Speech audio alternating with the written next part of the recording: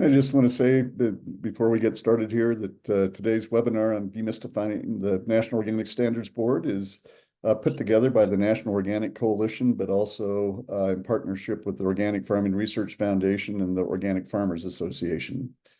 And we have Abby Youngblood and Alice Runday here from NOC working in the background and helping run the chat. We also have Mary Hathaway from OFRF, the Organic Farming Research Foundation, helping to take notes.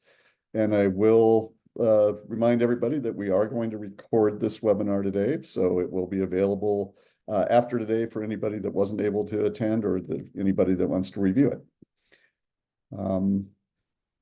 Alice, are we about ready to start, do you think?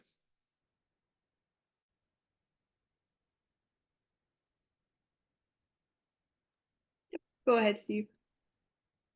Okay, well, why don't we dive in and people can join as people continue to come in. But I do want to say that in addition to the National Organic Coalition, the Organic Farming Research Foundation, Organic Farmers Association, this webinar is supported through the United States Department of Agriculture Transition to Organic Partnership Program. And TOP is a program of the USDA Organic Transition Initiative and is administered by the USDA Agricultural Marketing Service and the National Organic Program. And they are providing funding for a series of these Seeds of Success webinars that the Organic Farming Research Foundation is putting on. So with that, if I could get the next slide, Alice. Today, we're just going to kind of do an introduction. We're going to give some background and context on the National Organic Standards Board. We're going to talk a little bit about how it works. And then we're going to try and devote a fair amount of time to our panelists, who we have Amy Bruch and Harriet Behar here, and I'll tell you a little bit more about them. But let's go ahead and just dive in. So let's say I have a bag of gypsum or lime, and I want to know if I can use it on my organic farm. How do I know if it's okay? If I'm growing onion starts in a biodegradable paper pot, can I just plant that start, pot and all? Can I use mineral oil in my livestock operation? As organic growers, we know that there are penalties for using non-allowed substances, and many of us are very concerned. We want to keep that certification once we get it. So the basic tenet in organic production is that all natural materials are okay unless they are specifically prohibited. But synthetically derived materials are not okay unless specifically allowed. So let's just break that again. Natural materials are allowed unless they're prohibited. So let's say, for example, arsenic or nicotine. But synthetically derived materials are not okay unless they are specifically allowed. So who decides? How do I know what is synthetic? How do I know what is natural? And that's going to be the topic of our webinar today. So if we could go to the next slide. So today we've got three of us that are going to be running the webinar. My name is Steve Ela. I am an organic fruit grower in Western Colorado, little town of Hotchkiss. We grow peaches, pears, apples, plums, and tomatoes.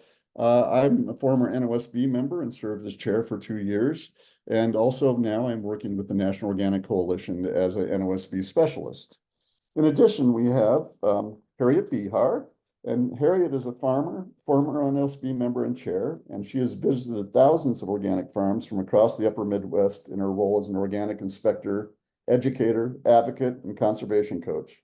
Her 216-acre farm has been certified organic since 1989, selling bedding plants, vegetables, herbs, both fresh and dried, and small grains, as well as honey and eggs.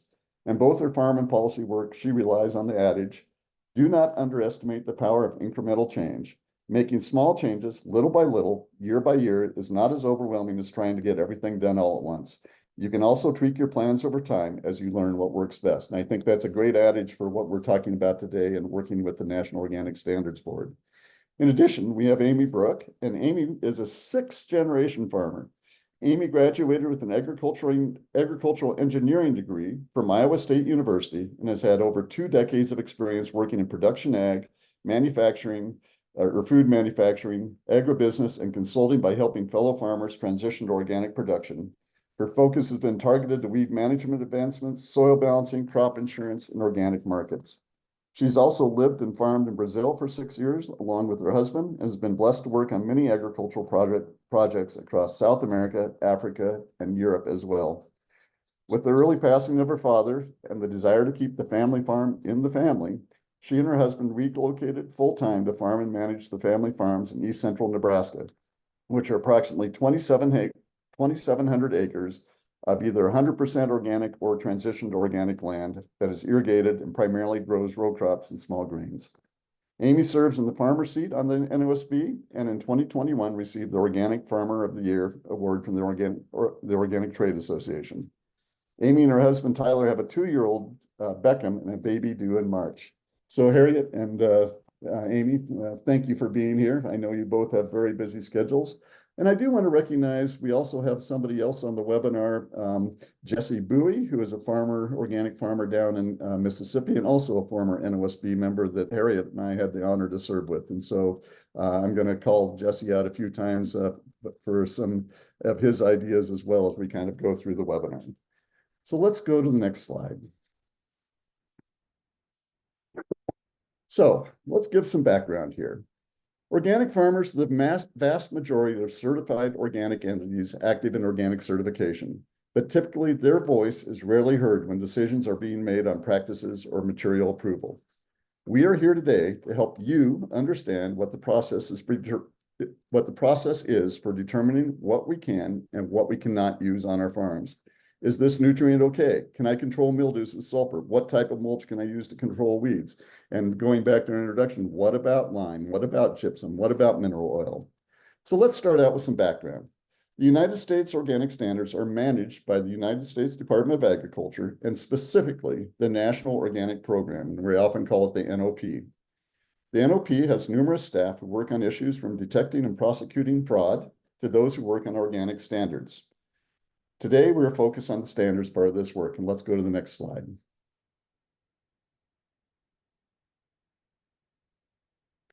So the National Organic Standards Board is up in that upper left side, and they are an external advisory committee that provides recommendations to the USDA, and those recommendations go directly to the National Organic Program Deputy Administrator. In addition, as you can see, the National Organic Program has all these other parts of them, including international trade, certification, enforcement, accreditation, and standards. Let's go to the next slide. So organic standards are really divided up into two different parts. There are practice standards, which are really the meat of the organic standards. And those are the standards of how you manage soil to maintain or improve the physical, chemical, and biological condition. They're how we certify. It's how we treat livestock. And you've seen some of these practice standards come out in recent years when we talk about the origin of livestock. We talk about the organic livestock and poultry standards. We also talk about the strengthening organic enforcement. And these are all practice standards of how do we practice organic agriculture. And then we also have materials. So if a practice standard is inadequate to control a pest or disease or improve fertility or maintain animal health, then a synthetic material may be used if it is specifically allowed on the national list. Next slide. So what is this national list? We hear about it, but most people, if I ask them, we're not intimately familiar with it. And so the national list is a portion of the USDA organic regulations that outlines what synthetic materials may be used in organic production and handling and after practice standards have failed. It is organized according to 3 scopes: crop, livestock, and handling, or in other words, processing. So next slide. So let's talk a little bit about materials. So as we said, if materials are only allowed if practice standards have failed, and the national list is a list of materials. As we said before, natural materials are okay to use. They don't have to be on the national list, but the national list is a list of synthetic materials that are allowed in organic production. One important distinction on this is that the national list is a list of materials, not brand name products or formulations. And so this is one reason you don't often hear about the national list itself, because as organic growers, we're all using actual products. So when a formulation is made by a manufacturer, it must be looked at by your certifier or a materials review organization, such as the Organic Materials Research Institute, to determine if all the components of the formulation are allowed in organic production. So those review organizations are taking the national list and taking the components of a formulation and reviewing them and saying, is this whole formulation allowable for organic use? Everything on the OMRI list is allowed for organic production, but not everything allowed is on the OMRI list. You can ask your certifier for any product that you want to use and ask them to review it to see if it's okay. And that is a really key point. Get approval from your certifier before you use any product, no matter how sure you are that it is organic, whether it's OMRI listed or not. So always get approval from your certifier before you start to use a product, because sometimes products have annotations or they're limited in how they're used, and that can really trip people up if you're not very careful. So next slide. So how do materials and practice standards get added to the national list? Let's go to the next slide. And how does the NOSB work? So the NOSB is an advisory board. Let's go to the next slide. And the NOSB reviews and votes to add materials to the national list. So as we're talking about this national list of materials, the NOSB is the conduit that allows synthetic materials to be added to the national list if they're useful for organic production. One thing the NOSB does is when a material is added to the list, they review that same material every 5 years to see if it should continue to stay on the list. So once something's added, it's not automatically there forever. It gets reviewed every 5 years, and things are sometimes removed from the list because natural or other organically approved materials are available and a synthetic can come off, and other times they're kept on the list. The NOSB also reviews and gives recommendations to the NOP on practice standards. So we talked about the origin of livestock or the organic livestock and poultry standard. Those all went through the National Organic Standards Board. And the real key, which is very different from most federal advisory boards, is that materials cannot be added to the national list without NOSB approval. So this is a very unique power of the National Organic Standards Board. Nothing can be used in terms of adding to the national list like a synthetic ingredient without the blessing of the National Organic Standards Board. After an NOSB approval, that is not automatically added to the list. It does have to go through a federal rulemaking process before they're allowed for use. Next slide. So who is the NOSB? And the NOSB is a board of 15 members. It's composed of farmers, retailers, public interest and consumer interest, handlers, processors, environmental protection and resource conservation, scientists, and certifiers. The NOSB meets twice a year, and it publishes an agenda of proposals and discussion documents for each meeting. So they meet in the spring, normally in April, and the fall, normally in October. And prior to that meeting, they will put out a whole list of all the materials they're reviewing for sunset reviews, that every 5-year review. They're also putting out what proposals they might have to add new materials to the list or what practice standards.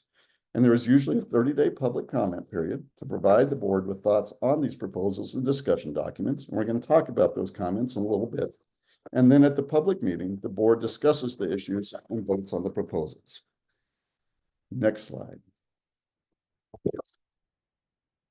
So let's talk a little bit about those materials we talked about at the start.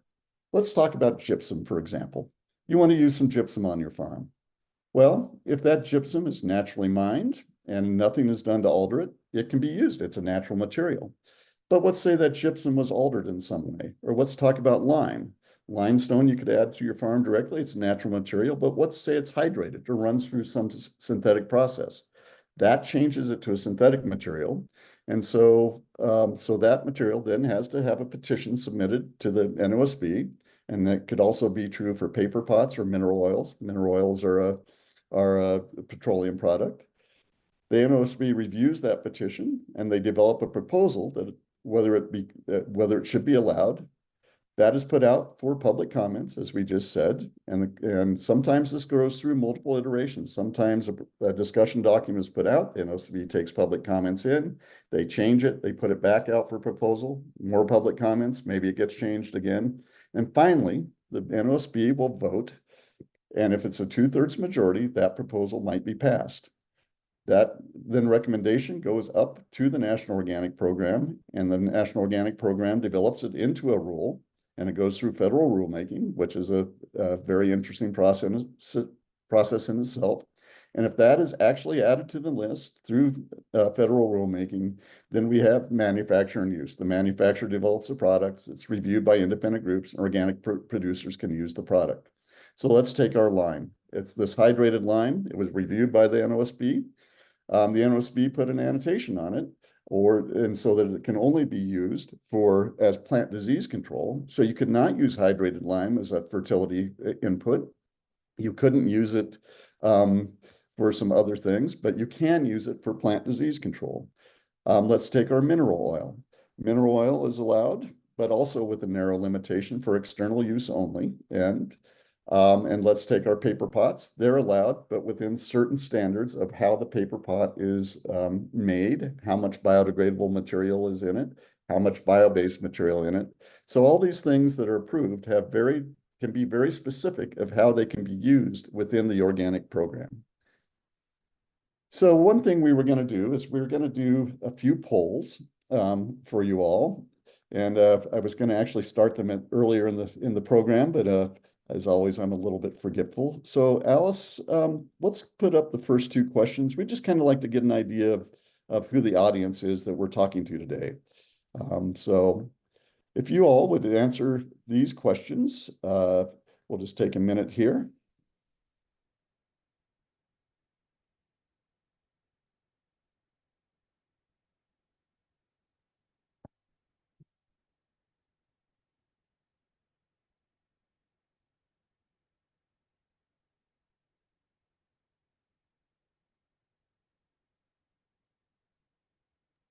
Steve, can I add one thing? Please. Well, actually, two things. One is that the national list also contains naturals that are not allowed. It's a very small part of the national list, but there are some things that are natural that are not allowed, and there's something like tobacco dust and things like that have been used as pest control.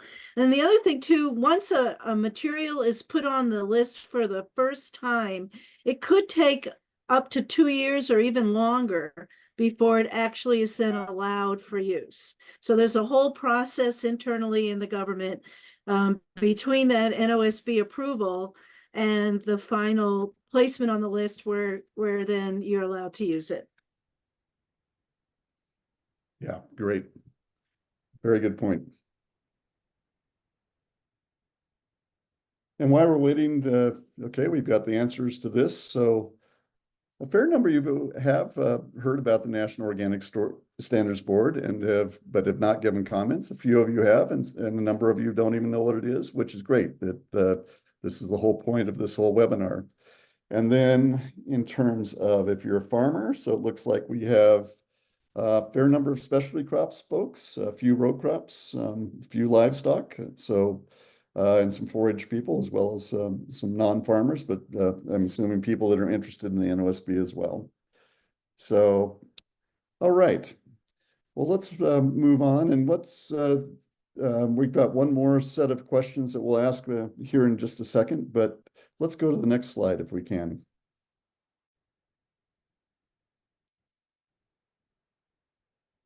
So how do you all, and this is really the whole point of this webinar, how do you all interact with the NOSB?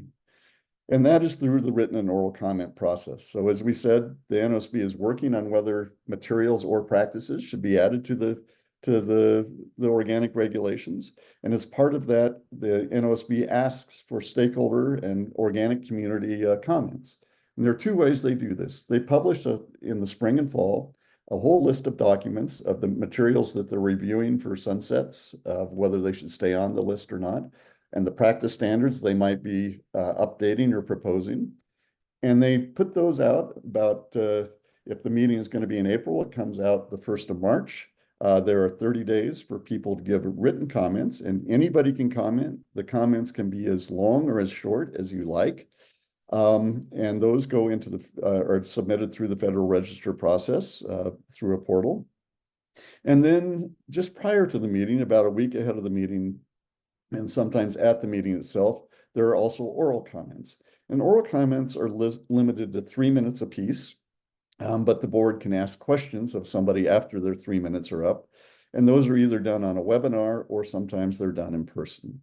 And so this is really the whole point of this webinar is how is this conduit of how you all can give input into the National Organic Standards Board through the written and oral comments. So at this point, Alice, let's kick up the second side of the poll here.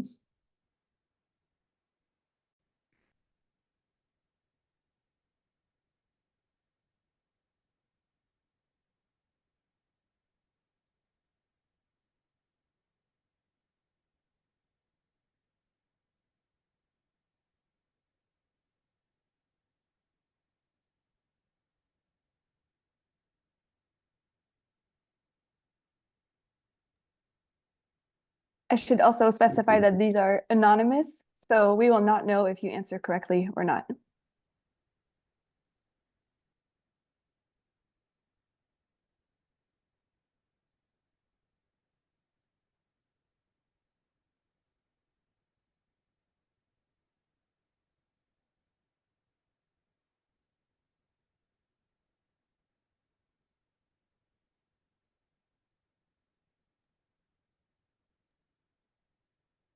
I love that people are being brave and answering the polls. I'll wait 10 more seconds before sharing the results.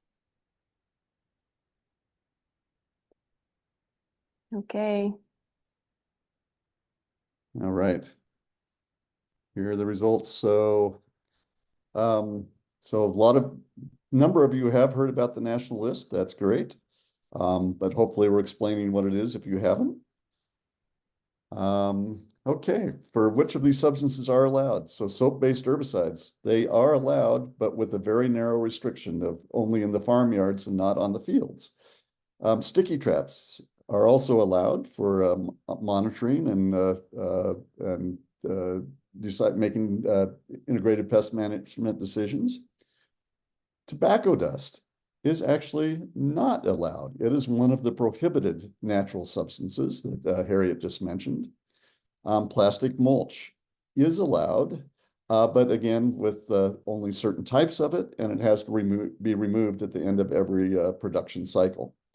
So, so this is where reading the fine print of the national list becomes very important. And in terms of if an input is okay for organic use, yes, your certifier is ultimately the decider of that. So even if it's OMRI designated, I'm certified organic. If I'm going to use an OMRI product, I contact my certifier and say, can I add this product to my organic systems plan?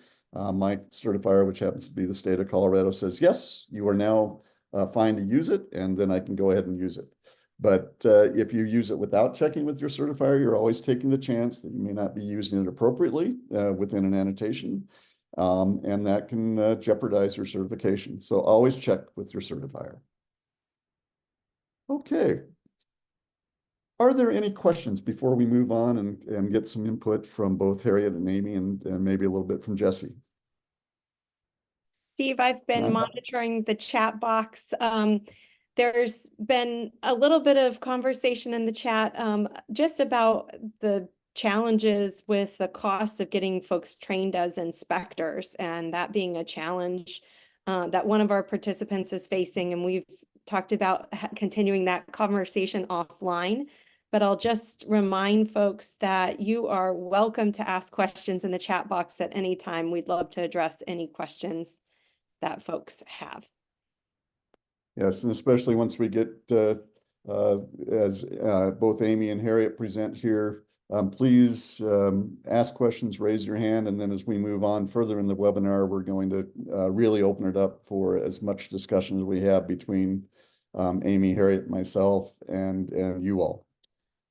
So with this, I am going to turn it over to Amy Bruch, sixth generation farmer, and let her describe a little bit about her experience of being on the NOSB and how you all can provide input to it. So Amy, why don't you go ahead? Yeah, thank you. Welcome everybody. So happy to be here today with y'all. Steve, thanks for facilitating. Knock, thank you so much for hosting this important session. And I'm just really jazzed up about our organic industry as a whole and being an organic farmer. So I was just going to communicate a few things to you. First, I was going to take a kind of a 50,000 foot view. Some of it's reiteration from what Steve said, but I love graphics. And I thought this was a great graphic to kind of really put together the competitive advantages of our organic infrastructure.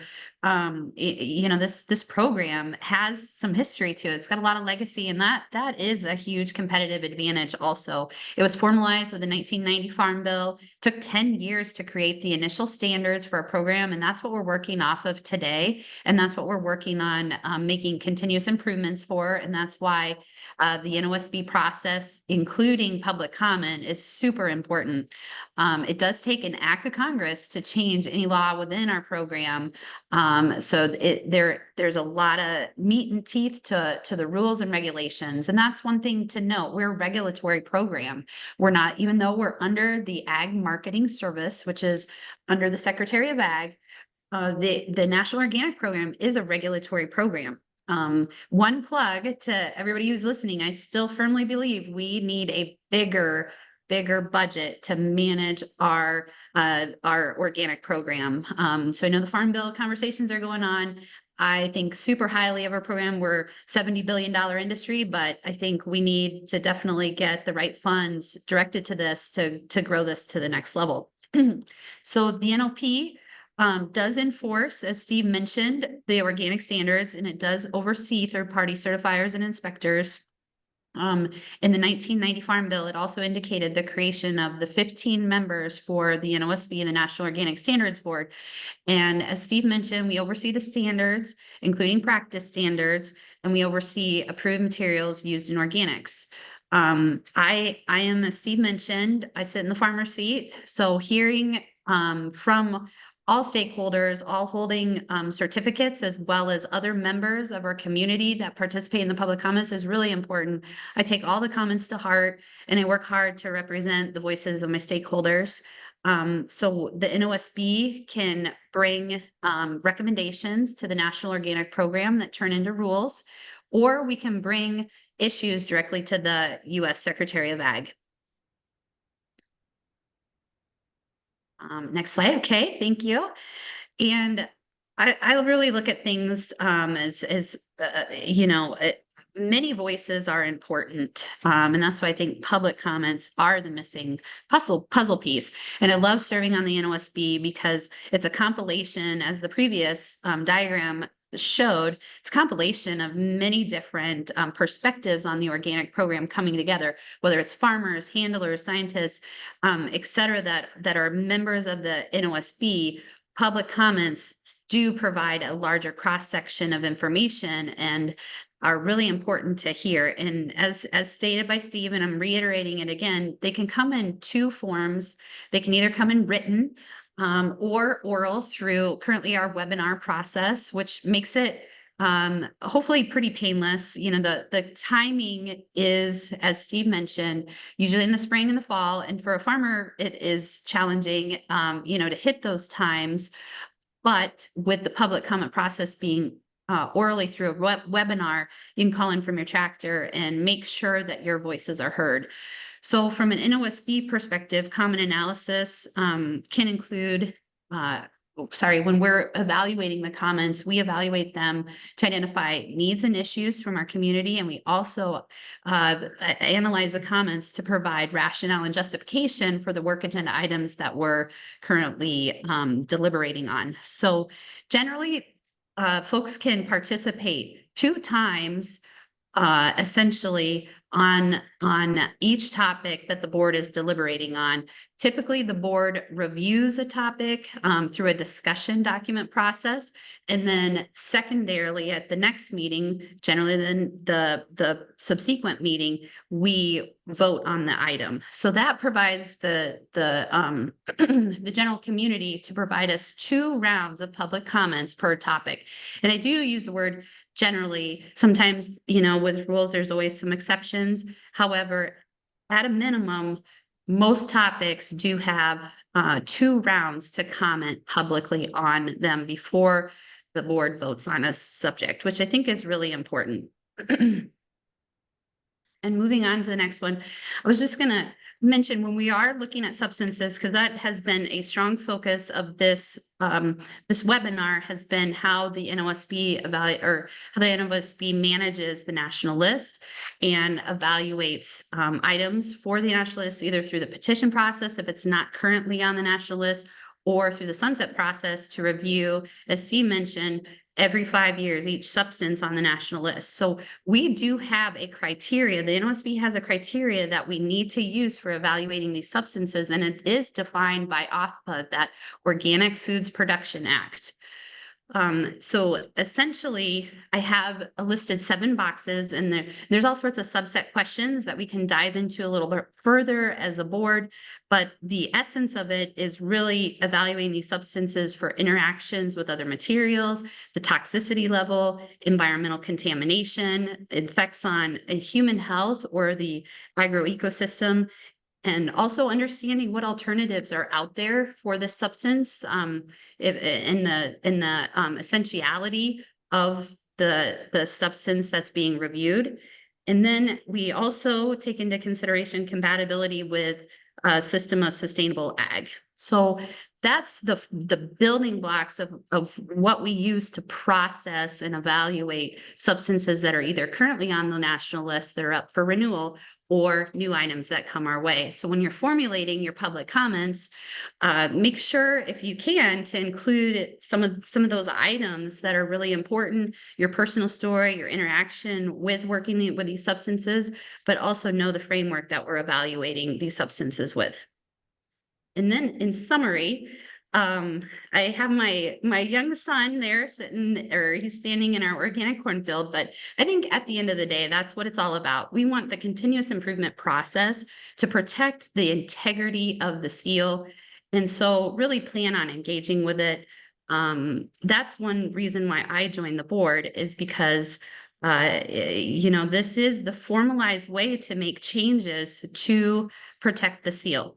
And so getting involved, sharing your voice is really important in that process. It's really easy to participate, and I think it just gets easier with time. The first time with anything is a little intimidating and challenging, but you realize especially if you're participating through the webinar process, it's a really relaxed process. The board will hear what you have to comment on, and it can be comments related to our current work agenda items that we're going to be evaluating or voting on, or it can be bringing up issues that we need to put on our radar for future work agenda items. But anyway, it is a really low intimidation process.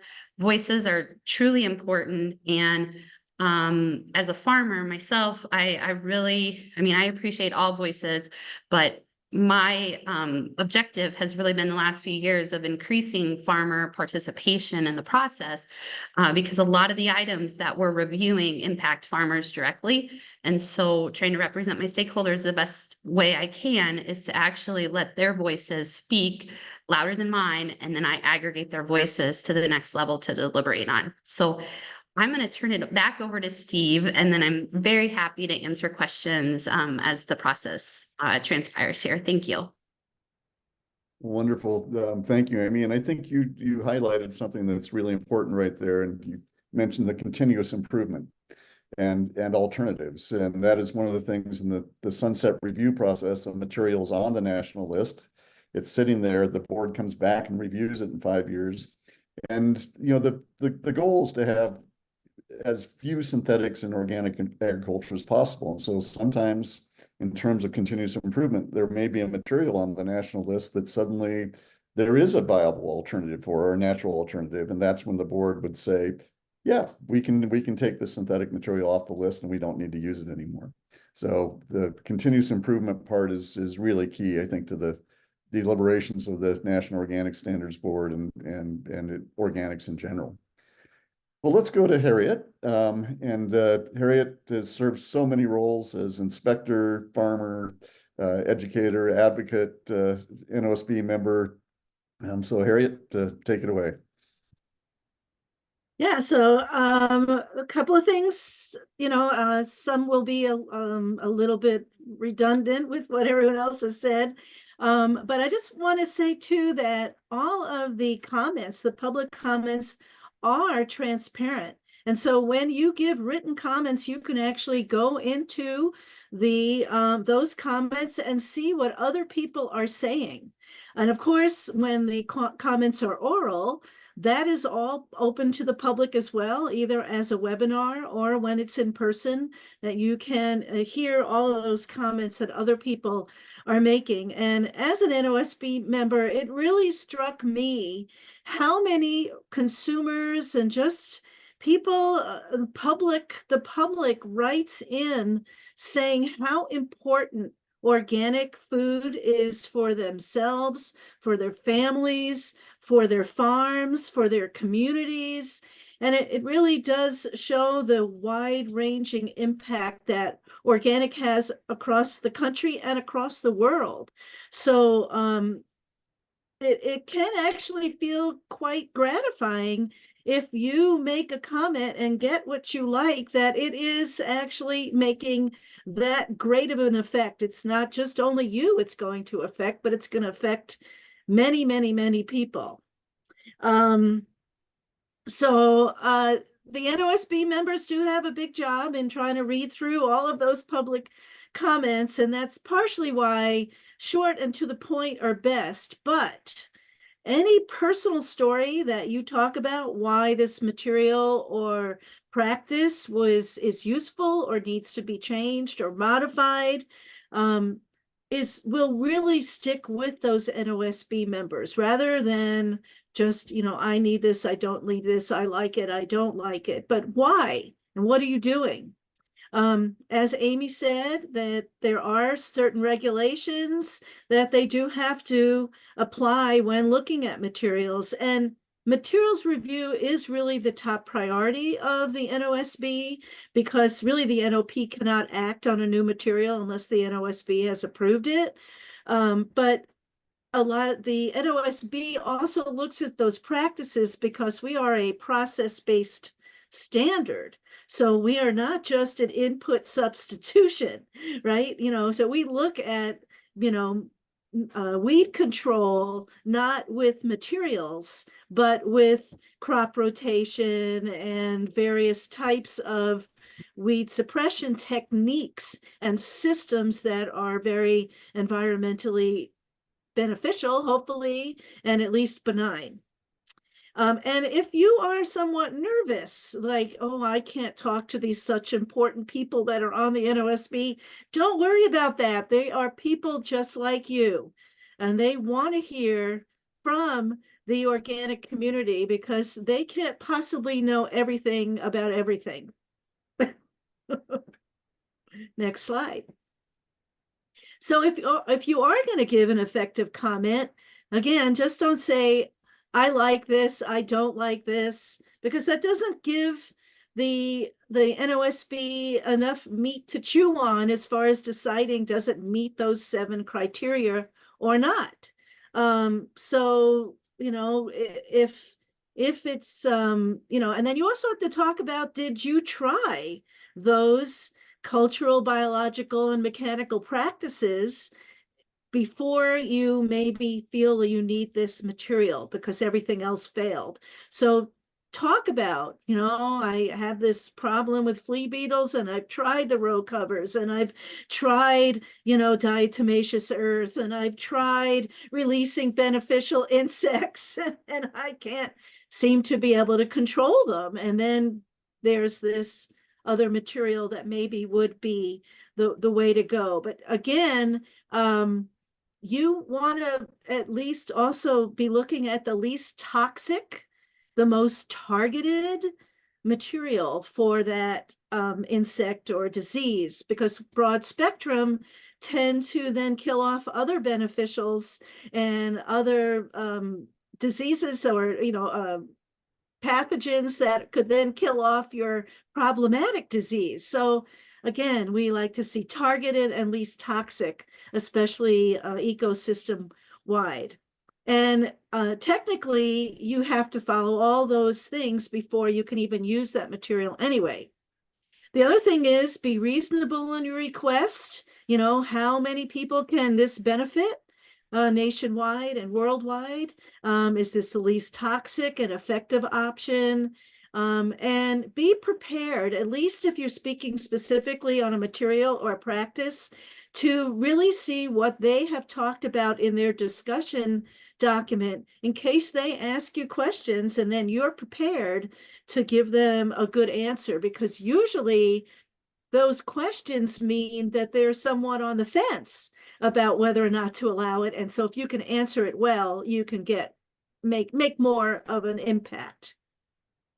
And those people who make the time, and it doesn't have to be a lot of time, to make comments are the ones who influence the decisions. And unfortunately, with all these organic farmers in the United States and around the world, we get very few organic farmers who speak. So your voice is greatly amplified.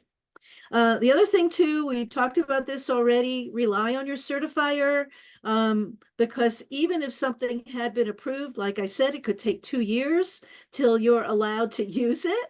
So they'll be keeping track of when these things are getting on the national list.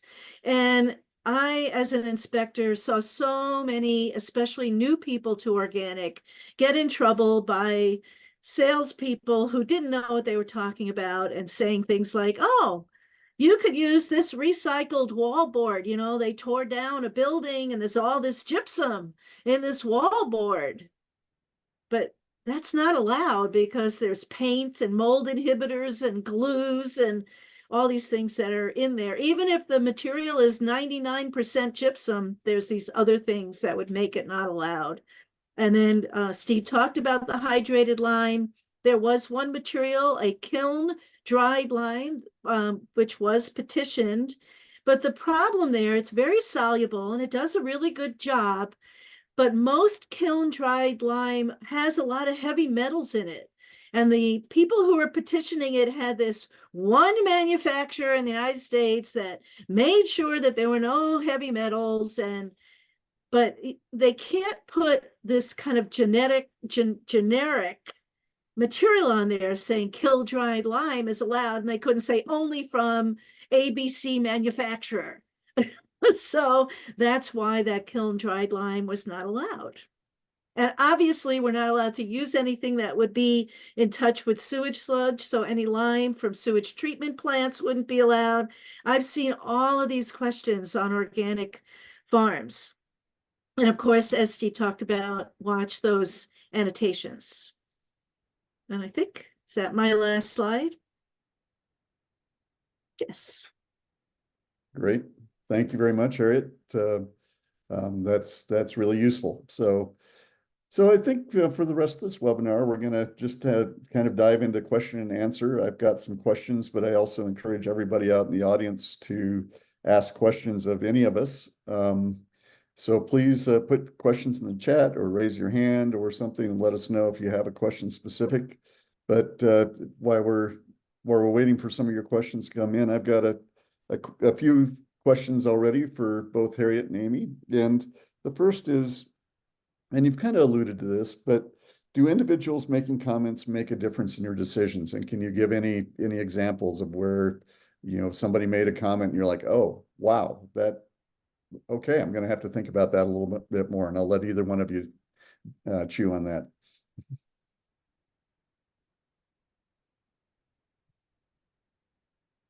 Sure. No, I just think the process is really powerful because, I mean, as a grain farmer, I don't interact with all these substances. So hearing, you know, folks in the orchard and the needs in which they have for different substances is really important. Also for pineapple growers, I can think of one substance in particular that we just previously reviewed. It was for ethylene gas, and for crops, actually, the benefit of it for crops is for pineapple flowering. So harvest is very manageable and timely, especially for small farmers.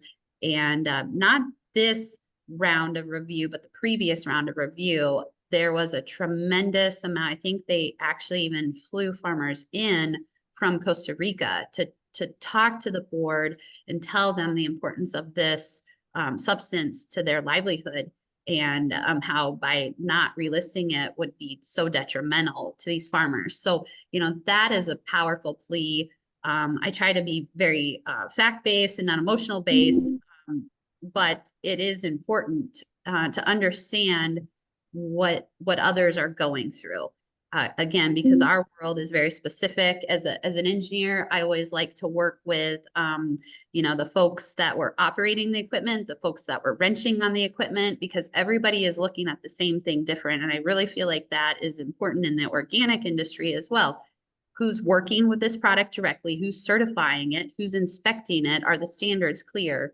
So hearing and handling manufacturers, consumers, as Harriet mentioned, I mean, the whole gamut is really, really important when evaluating these substances. But yeah, that was a specific example on the ethylene gas, hearing from the farmers directly.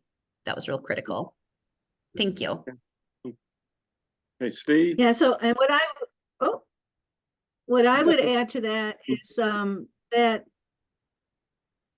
all the people on the National Organic Standards Board want to see the organic community and industry grow and thrive. So they are interested in hearing about what new practices or materials would help, help the producers.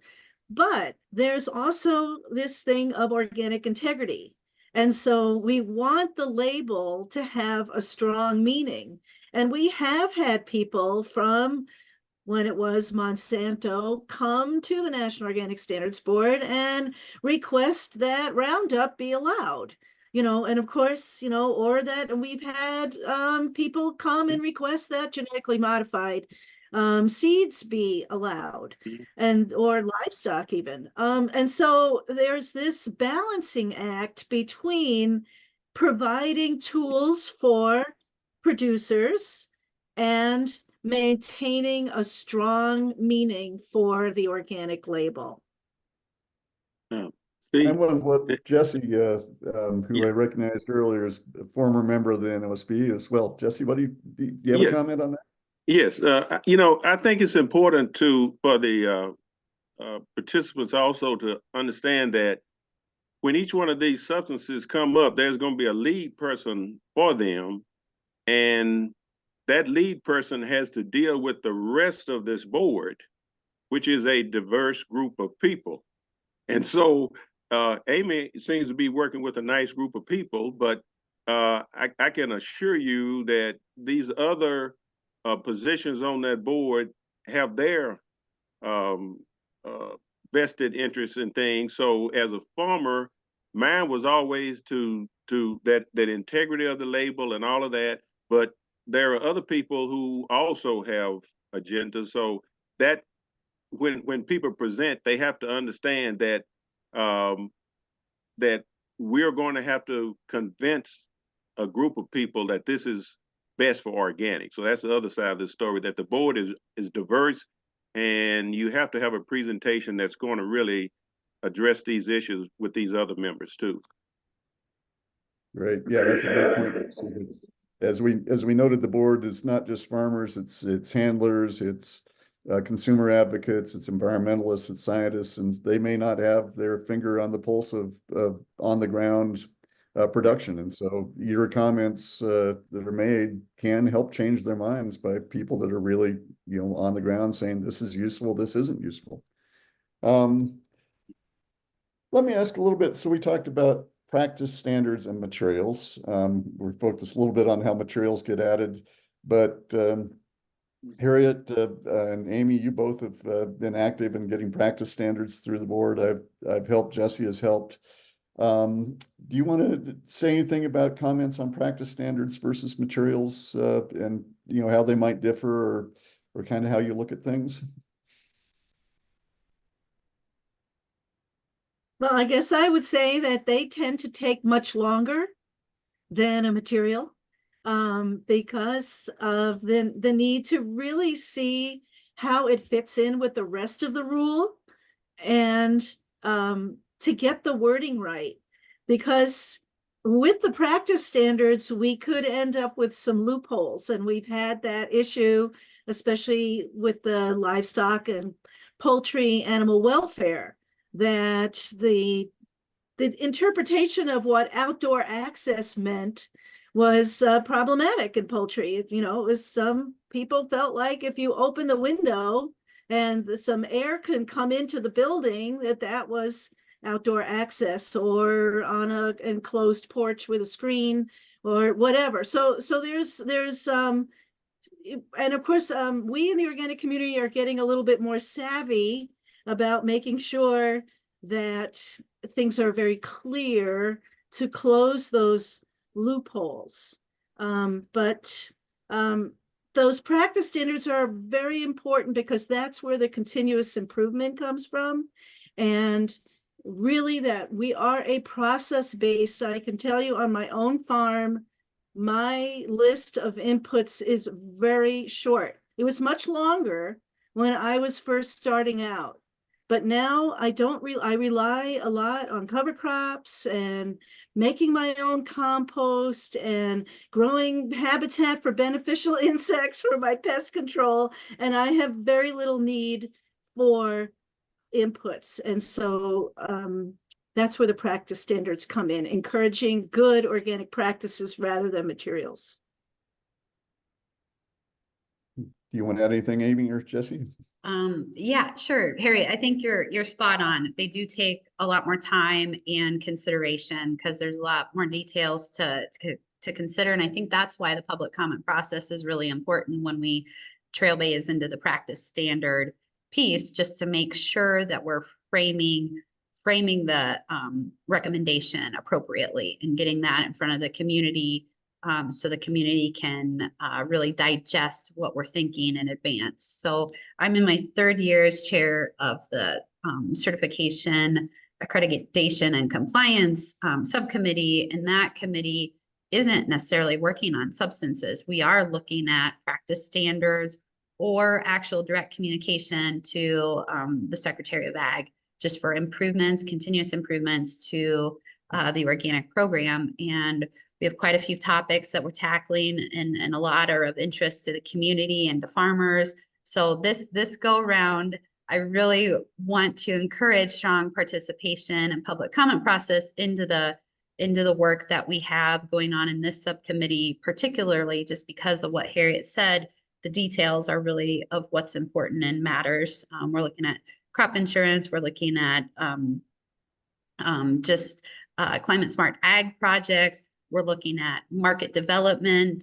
We're looking at integrity. That's near and dear to my heart. And so all of those are going to hit either practice standards or direct communication to the Secretary of Ag. So just a plug for public comments coming this spring. Jesse, do you have anything to add? No. So it looks like we do have a question, and it's for organic livestock production. There's a new trend in mineral buffets. Have these been evaluated, or will they be evaluated? So out here in the upper Midwest, I think it's similar to what we used to call the mineral cafeteria. Where there's kind of a little smorgasbord of minerals that you put in these little compartments, and then the cattle usually can then choose what they need, and they kind of know. They're very good at kind of picking and choosing what they might need. But a lot of times the manufacturer sells the whole buffet, as you've said here, as a program. And so it really, the main thing would be is that every one of those minerals and supplements and vitamins that might be put in there meet the organic rules, which means no synthetic flowing agents, no synthetic dust management. You know, a lot of times these are very dusty, so they'll want to add mineral oil. So, and an organically approved, many of them use organic soybean oil instead to keep the dust down for these materials. So working with someone who is knowledgeable and then running it, every single one of the minerals by your certifier, just to make sure that of those 15 items out there, there isn't one that they can free choice choose. And then all of a sudden you've lost your certification for the whole herd, even though you don't even know if they ate it, because it's just free choice and they have access to it. So, you know, look at that. And it is a good system. I've seen that, but a lot of times it's coming through feed mills that are certified organic and then providing those minerals that would be organically approved. Looks like we had another, oh, go ahead, Amy. Yeah. Oh, no, that's a really interesting comment. I was just going to add, my soil scientist, I'm a farmer, grain farmer, I'm not into livestock, but I know we go hand in hand. And that was what my soil scientist, through coursework had said, that cattle are the best biochemists, essentially. They're finding what they're deficient in, and they're going to go to the specific mineral that they need. So I kind of would, in that case, also recommend doing a soil test and looking, maybe your pasture is deficient in the actual substance that the cattle are needing. And if you want to put a micronutrient on your farm, you need to, all but I believe it's sulfur, you need to have a either a tissue test or a soil test to prove the deficiency, and then you can have that micronutrient, if it's approved first with your certifier, get applied to your land, and that actually might indirectly help the cattle that way too. Jesse, do you have anything? Yep. There's another question of, has the NOSB evaluated the process of fixing atmospheric nitrogen on farm using plasma? And they have a link to a startup. I do want to say that the whole nitrogen issue is actually a really fascinating one, because natural forms of nitrogen are allowed, synthetic forms of nitrogen are not allowed. But the NOSB, while all of us were on the board, was evaluating ammonia extract nitrogen, which is a form of ammonia that is being naturally derived. Currently, there's some new processes, and the board had a lengthy discussion on whether those should be prohibited, because they mimic essentially synthetic ammonia and might inhibit soil processes and biological processes and actually change the soil biota. And that was one where the board did vote to prohibit a natural material because of their concern of the effect on the organic system as a whole. Now, that has not gone through rulemaking yet. So this is where the board made a recommendation. It went to the National Organic Program. The National Organic Program has yet to release a rule for public comment on whether that's going to proceed. But that is another case where the board had to deliberate about the effects of a natural material on the whole organic system. And so I think that's it's always taking all these pieces and evaluating it in terms of a system in general. Anybody else want to make any comments on that?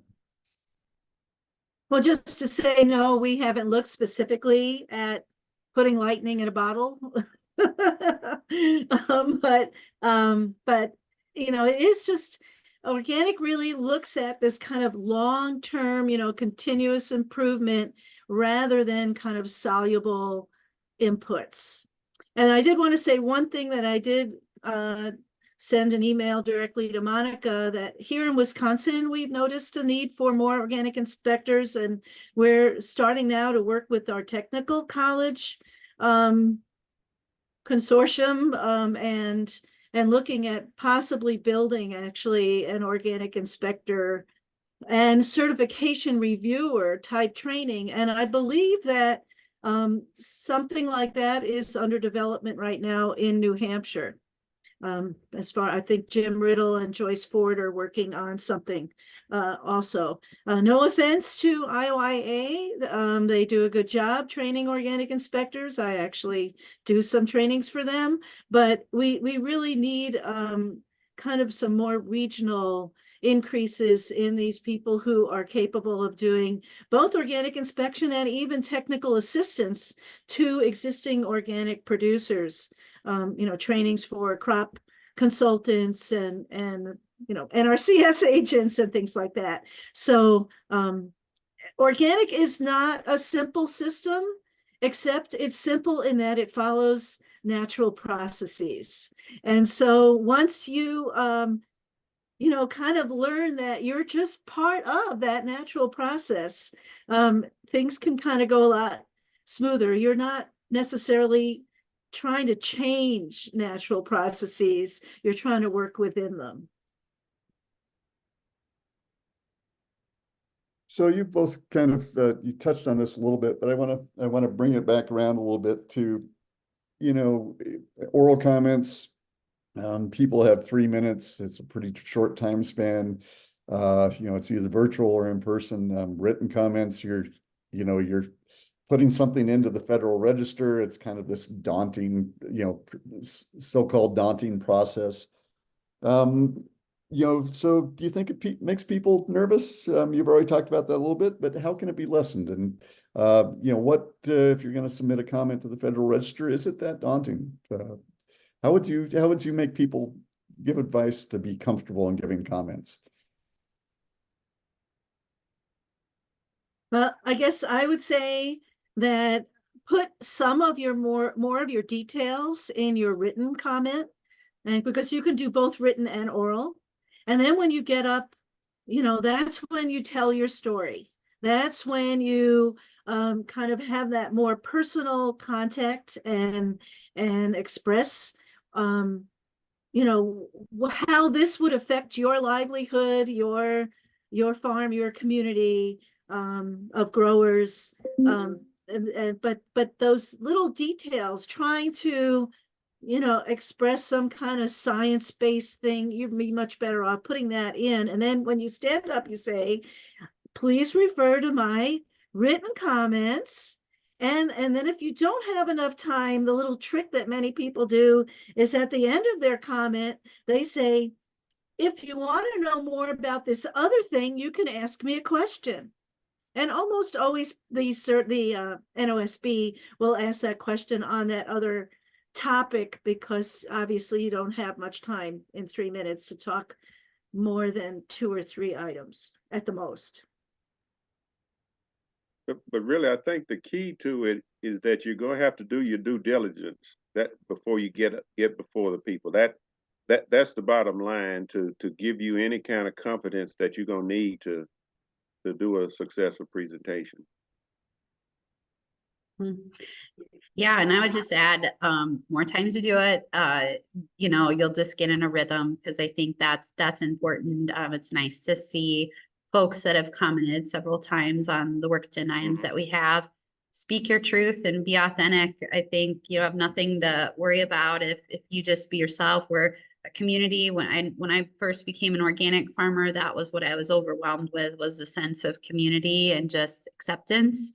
And that process still shines through our public comment process, written and oral. So, you're amongst family, and we need the voices to make the right changes to our program, or, maybe there's no change necessary. Maybe the comment is everything, keep everything, especially with the substance, the same. So just speak your truth, be genuine, and it really is an important process. This is how we make change for our community. Yeah, and I'll chime in too and say, from my perspective, I mean, Harriet's adage at the start is incremental changes make big changes over time, and individual comments actually do make change. Sometimes the board, you'll make a comment and the board won't vote in the direction you wanted them to, and that's because they're taking into account a whole spectrum of things across the diversity of things, but your comment does make a difference. And I always think that one of the things I learned being on the NOSB was, as an NOSB member, I didn't have to be the expert. In fact, I wasn't the expert, and that really the organic community giving comments, you all are the experts. Whether it's your farm, and your practices, which often vary. You know, everybody has a different practice on their farm than their neighbor even, or your experience, those are the things that I learned. I didn't have to know it, but I could rely on you all to tell me. And so I think that's where the public comment process is. You're the expert, not necessarily NOSB, and that if you put yourself in the expert seat and say, I know as much or more about my farm than anybody else, then as Amy said, speak your truth and just be honest. And that's the best you can do. So, and the other thing is, if you give an oral comment, it can be 30 seconds or a minute. It doesn't have to be 3 minutes. Written comment can be 1 paragraph or it can be 30 pages. It's your forum to decide how you want to deal with it. Harriet, you had another thing to say? Yeah, one other thing is, especially when something has been already discussed, the full discussion of the NOSB members is in transcript. It usually comes out about 2 or 3 months after the latest NOSB, and you can go back, decades and read transcripts. So, okay, the transcripts are what, 2,000 pages? No, I'm not expecting you to read them, but they are all PDFs, and you can hit Control F and put in a word. And so if you want to look up what did they say about tobacco dust, you can then just search for tobacco dust and all of the times that they talked about tobacco dust, and then you don't have to read 2,000 pages. You'll just end up reading probably about 5 pages, and then you'll see why they went one way or the other. And then if you're trying to make your case that you think what they decided was wrong, you can then address those specific concerns that they had. So there is a lot out there for reference material, and I thought of that when Jesse brought up about doing your due diligence. Really look at those discussion documents. What are they saying? What are the questions they're asking? What have they talked about before? Maybe they're missing something, some kind of subtle thing that they just don't know. And that's where you come in, because you're out there in the field and having your issues or not. I mean, a lot of times, farmers don't always just speak for everything. They speak against it because they say, I've tried this and it killed off all my beneficials. I don't think this should be on the national list for pest control.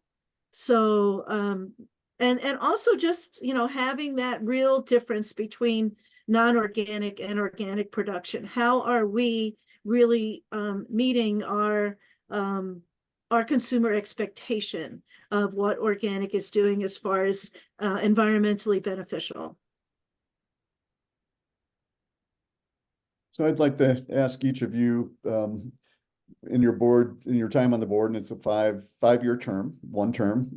It involves a lot of work, a lot of reading, but also is a great way to actually, as Amy said, to be involved in making changes or keeping the system the same or whatever. What work that you did or are doing on the board makes you feel like the volunteer time you spent was worthwhile? What sometimes it's aggravating, sometimes it's hard, but what made you feel good about being on the board? And I'd like each of you, Jesse as well. In fact, Jesse, why don't you just start if you're willing? Okay. I guess coming from can you hear me pretty good? Because my internet does crazy stuff. Okay, but you're fine. Yeah, coming from let's say coming from the hands-on field to the pharmacy, it was really overwhelming. I'm gonna be perfectly honest. But the thing that I was most pleased with was when I came to the board, it was all about the organic label, the integrity of that label. And that's kind of the way I looked at, that's why I was there, to make sure that we continue the trust that people have in there. And that has led me to, and I really, maybe I will get into some of these other issues where we need to make sure that we properly label the different substances, crops that we deal with as being certified organic and other labels that go to other things, which we may perceive as not being organic, but that's another story. But I guess the thing that I want to say that was most rewarding was researching biopesticides that we were able to get on the list that would it would benefit, it would increase the organic farmers toolbox, and at the same time have no effect on human health, wildlife, or anything like that. And I think that was the thing that really, right off the bat, that was most encouraging to me, to be able to give farmers additional tools to do what they needed to do. Great, great. Harriet? And we're gonna do Amy last because she's still in process on the board. Well, I would say I really enjoyed elevating the voices of the people that weren't there, based upon those written comments of what people said. I really respected the time that people took to write those comments and just give us that input. And I thought it was very important to bring those forward. I don't know, I seem to have taken, I mean, I did have a few things that I championed that went through, but there were also things that I championed that did not. But I still felt proud to have those issues forward. I still think they're important. And so they're, I'm just hoping for that incremental change at some point, that maybe these things will come around again, and we'll continue to discuss them. So that's, I was just say, yeah, bringing forward of a wide variety of opinions, as well as looking at the impacts of what we do on the land with the greater environment. Amy? Okay, well, first I want to say it's just been wonderful being part of this process, but the process with the board, it's phenomenal. It's a lot of work. There's a lot to learn, but the people that we serve with or that have served before us it's just an incredible family. So that's made the process really exciting. For me, I wanted to get involved with the board, and I submitted my application primarily on integrity. That was a big area that I wanted to try to work on in this forum, because again, this is the forum to make the changes that I believe matter to our program. And so integrity was a big one, just based on some of my international experience. I just want to make sure that the rules were clear, there's no loopholes, as Harriet's saying. So that's been majority of the work that I've tried to gravitate to, and then elevating other issues that matter primarily to my stakeholder group in farming, and that's the crop insurance issues, issues on just elevating organics and the communication of climate smart agriculture. I think that's important. And then also just investigating better ways for digestion of the products that we make. I really want to grow organics as much as we can. I made that plug on the Farm Bill. That's out of our scope as NOSB working on the Farm Bill, but I'd still want to make that plug, because I think this is an incredible way to farm. We're a net importer of some of the organic grains that we're a net exporter on conventionally. So when I see that, I just think, wow, there's a lot of opportunity on our shores to grow this program. So how can we do that? And some of that work I've been able to bring forth to the board, and others I got to stay within the jurisdiction and the charter of what the NOSB is. So there's a really specific process, but getting that stakeholder feedback on the issues that we do have on our work agenda item is really important, has been really important to me. That's great. We talked a little bit about, but can materials come off the national list? And what if no one comments on a material during the sunset process? How do you all handle that? So let's say we've got hydrated lime. We've talked about that up for a review. It's on the national list. But I think it was reviewed maybe last year by the NOSB. But if nobody comments, what are you gonna, what happens? And how do you, what thought process do you use to take something off the national list?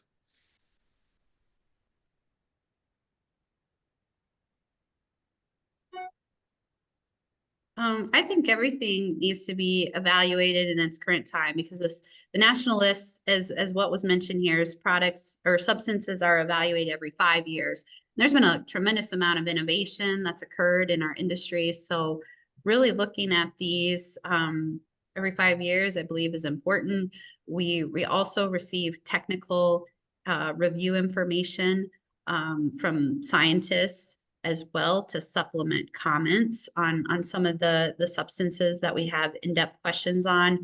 As what was mentioned here before, I think Harriet mentioned, a lot of all this information that is communicated is archived. So past reviews of these substances are archived, past comments, whether they're written or in the oral form, are transcribed and are at our access too. So if there's light public comments in the current review round, looking back several years in the archives has been really beneficial for me too, to get a sense of what other boards reviewed the substance to be, other public comments in that era were. But yeah, in the moment though, I really think it's important to have even one comment on some of these substances. So don't feel like, you're a voice amongst many. Sometimes you're a voice amongst very few. So please use time and don't think any substance is not important to comment to, because there's so many on the list, and hearing from our stakeholders is really important.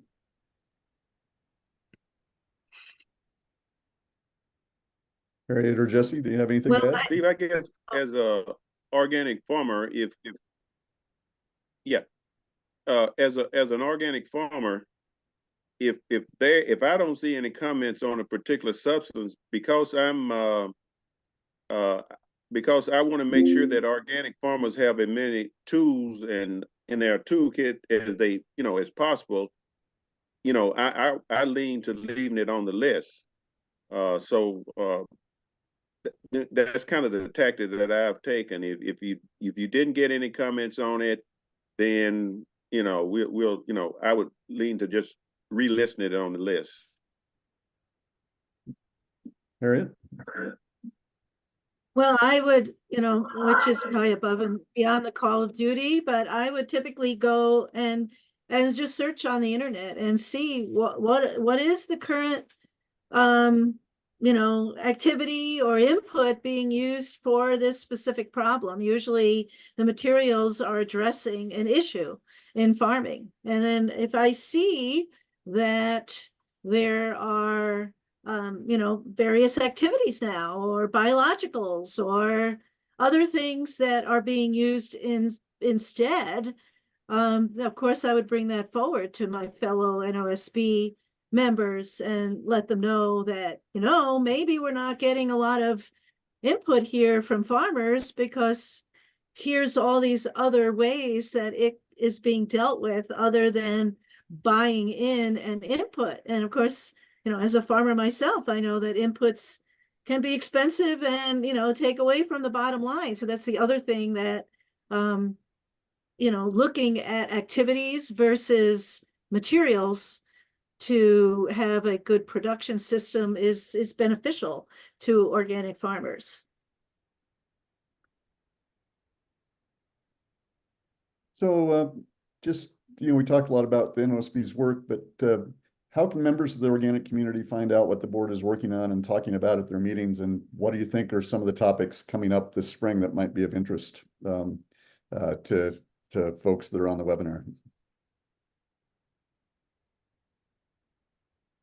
Yeah, that's a good question. I've seen some in the chat regarding this as well. And there's been some links, so I highly recommend everybody check the chat and some links. But in addition to that, the NOSB does have a landing page. Meeting materials are posted 30 days in advance of the meeting or slightly before. So our meeting is going to be towards the end of April. So the end of March, I would definitely check that landing page and you can see the whole body that we are going to be discussing. For a little preview, you can also dive into our weekly subcommittee notes, because most of the work done in preparation of the meeting is done through subcommittees, and we do post our notes. So if you go to that NOSB landing page again, you can drill in per subcommittee what topics are being reviewed and discussed. So that gives you a preview in advance of the 30 days, at least of titles. I kind of mentioned some of the work that we're doing outside of substances on the CACS committee.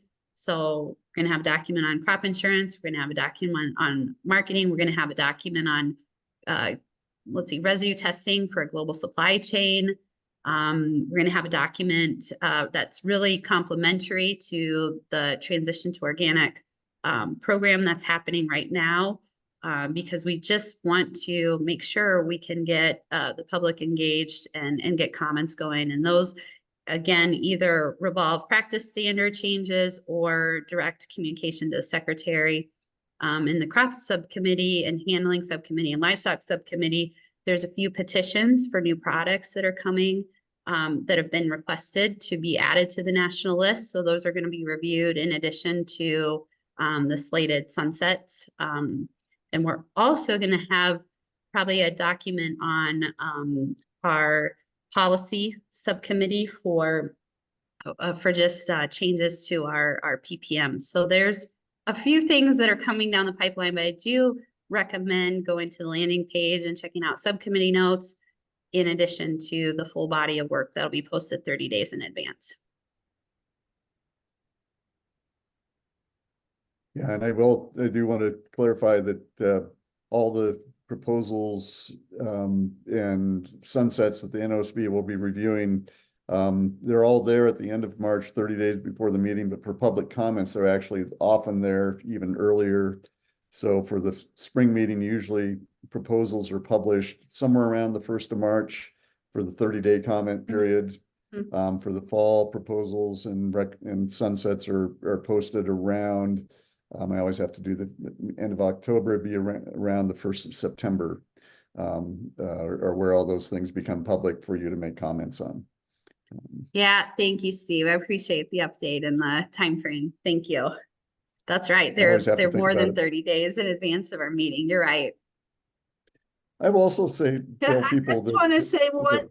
Oh, go ahead, Erin. I want to say one thing, that it is very disappointing as an NOSB member to be only hearing from the manufacturer of the material in public comment. And that happens too, not to the people who might need it, but to the manufacturer who's there, pushing a product to enter a new marketplace, and who maybe does not even understand organic systems at all. So, that's really hard for the NOSB. And sometimes it might be a really good product, but if we don't hear from the producers who might be using it, just only hearing from the salespeople who want to sell it to us does not, get the NOSB members to want to put it on the national list. And I will say to everybody as well, there are groups, Organic Farmers Association, Organic Farming Research Project, National Organic Coalition. There are many others.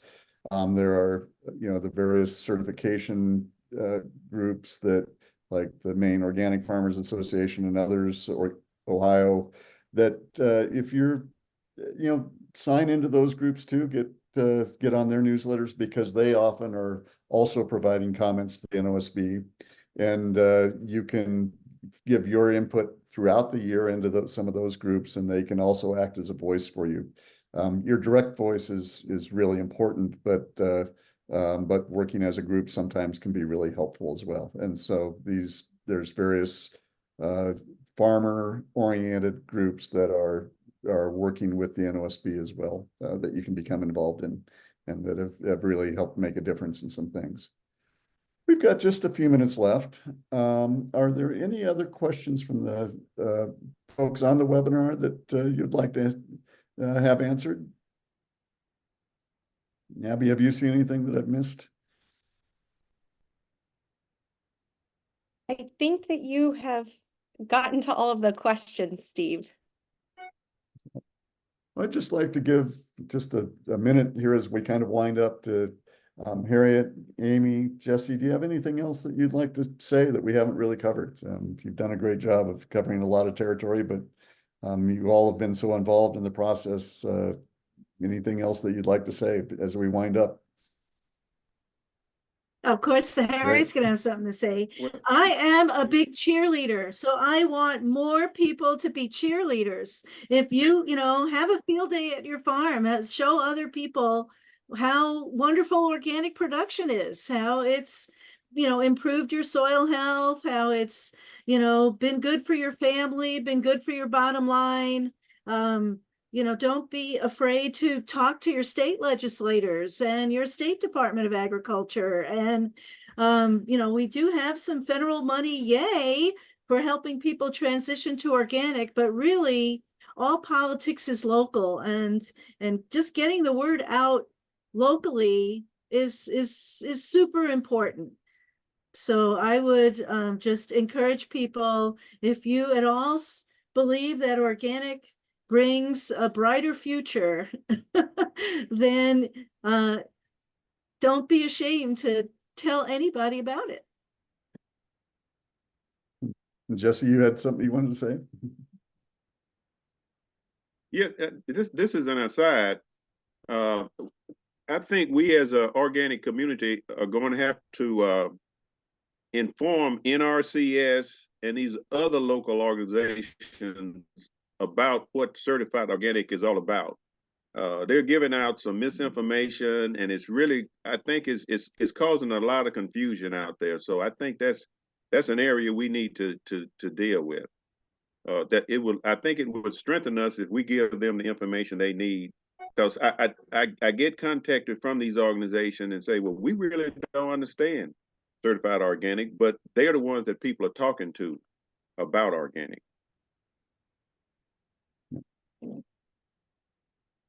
Amy, any last words? Yeah, I think that's really important. You know, and that's what I really like about the formalization of the transition to organic partnership program is the mentor-mentee relationship. I think that, you know, a journey of 1,000 steps starts with one, and this is a very entrepreneurial way to farm. So there is a lot of questions. There isn't one roadmap to do it on your farm. There's a lot of options. So being able to really kind of work through those details with somebody that's been there and understands exactly what you're going through, I think is really critical. There's a lot of great work that's been done, a lot more to do. So this is a good process to kind of gravitate towards to get some of that done. But like Steve mentioned, there's a lot of farmer organizations out there to help participate in as well, including NOC that's hosting this webinar right now. So please get involved and looking forward to, you know, growing this together. Thank you. Great. Well, I want to thank all three of you, Harriet, Amy, Jesse. Thank you for jumping on and being part of this. It's great to see you all. Hopefully we helped answer a few questions about the NOSB. Please feel reach out to me or anybody in the NOC staff, the Organic Farming Association, Organic Farming Research Foundation. We're all here to help build this process. And I think that, you know, kind of the bottom line is the organic community is the one that really can help drive what the NOSB works on. The NOSB is a conduit into USDA, into the National Organic Program. It's a place where the organic community gets to have a voice directly. And so the more you speak out, the richer and the more robust the system is, and the more we can make continuous improvements. So thank you, everybody. I do want to note, just as we wind up, that there are NOSB nominations coming up. 5 board members are rotating off this coming year. So somewhere in March or April, there will be nominations opening up for 2 organic handlers, a retailer, an organic producer, and an environmentalist resource conservation seat. So those will all be appointed sometime in the fall or early winter coming up. So, and as Jesse noted, reach out to your NRCS office. As a community, we're the ones that can help create the change. So thank you, everybody, and we appreciate you being here. Take care.